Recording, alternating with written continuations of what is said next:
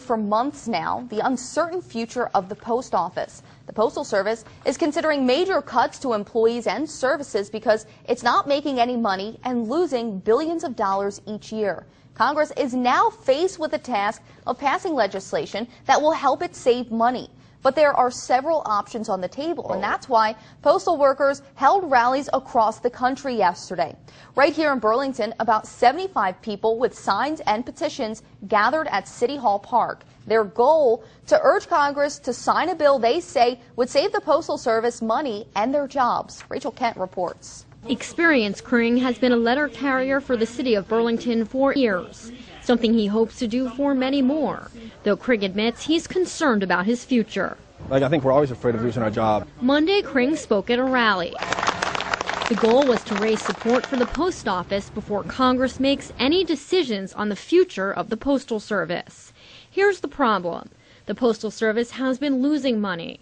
It lost nearly $12 billion in the past 3 years.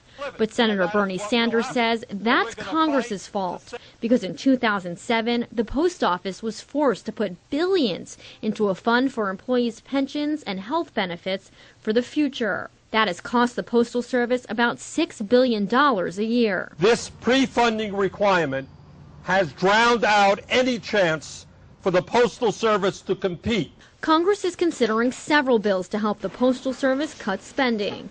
The one workers want removes the burden of funding those future pension and retirement plans. Other bills being considered include 120,000 layoffs, closing thousands of offices across the country, and ending Saturday mail service. If they take that away from us, would cripple us financially. It would cripple our brand of service. It would be a detrimental, aspect of what's going on right now. Rachel Kent reporting. Sanders says while he will introduce legislation next week that would pay the Postal Service back $50 billion, it's money he says the Postal Service has overpaid the federal government's pension system since 1970.